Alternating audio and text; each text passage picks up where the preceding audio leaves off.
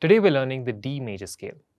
Now a major scale is a set of 7 notes that gives you generally a positive or a happy sort of feeling. So let's get into learning the D major scale and its broken chord or arpeggio. To start with, place your right thumb on D. Now this is middle C for your reference.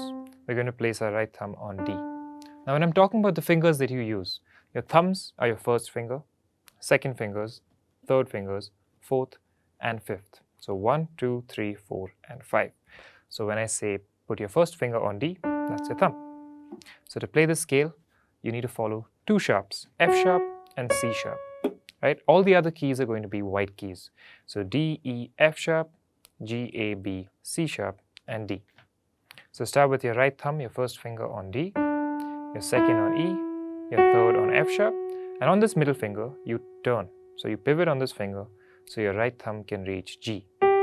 Now once your thumb reaches G, the rest of your hand turns over again so that you can play the rest of the notes A, B, C sharp and D.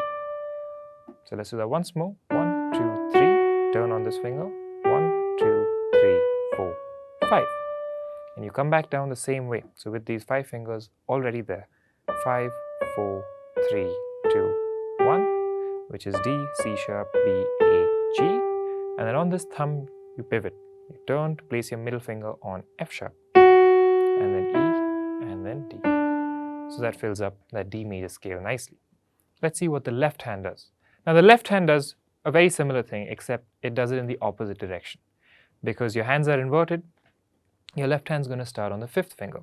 So you're going to start with 5, 4, 3, 2, 1, 3, 2, 1. The same thing the right hand did coming down. But make sure you follow those 2 sharps, F sharp and C sharp.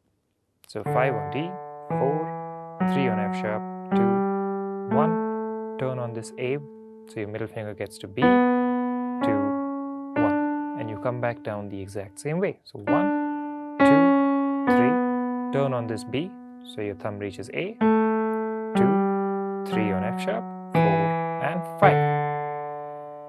Now if you want to challenge yourself, you can try playing this with your hands together. This is quite complex because your fingers are pressing the same notes, but different fingers are pressing those notes. So you need to be really confident with both your hands separately before you try it.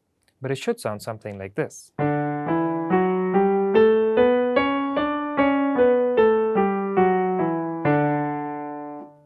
Make sure you practice, practice, practice, and it should sound like that in no time. To play the chord, you need to find the 1st, 3rd, and 5th notes of the scale that you're playing. So if I want to play the D major chord, I need to find the 1st note, D, the 3rd note, F sharp, and the 5th note, A. Now I play them all together to play a chord. But to play the broken chord, you need to play them one after another. So to play this, I'm going to play D, F sharp, A, and D as well to come back down. So the fingers I use are my thumb, 1, 2, 3, and 5. And I come back down with 3, 2, 1. So notice that I'm stretching past a few notes. So my pointer finger is not on E, it's on F sharp. My middle finger is skipping this G. My ring finger is not playing anything, and my pinky plays D. So if I have a big enough hand, I can stretch and play that all together, but we're playing a broken chord. So 1, 2, 3, 5, 3, 2, 1. You can do it with your left hand as well, but it starts on your pinky. Again, opposite facing hands, right?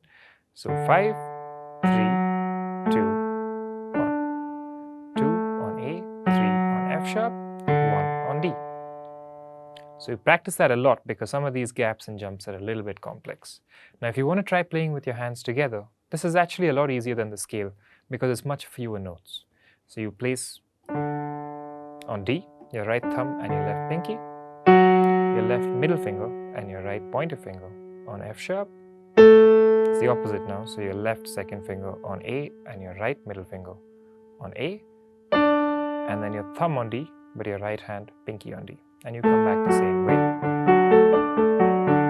That's it. So make sure you practice and get confident with one hand, both hands separately, before you try getting that together. Now you can also try and play multiple octaves with both the scale as well as the arpeggio or the broken chord. So I don't have to restrict myself to one. So I can go up 2 octaves.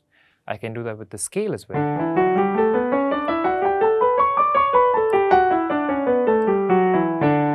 But this takes, again, a lot of time and practice. So get confident at 1 octave before you try extending yourself and challenging yourself to try 2 octaves. Remember, even if you're naturally talented at something, you won't get anywhere without practice. So practice, practice, practice. If this video helped you, don't forget to like it, share it with your friends, and subscribe to the channel. Hit that notification bell to catch our latest content early. Thank you, and I'll see you at the next one at SIFF Young Artiste, where we nurture the artist in you.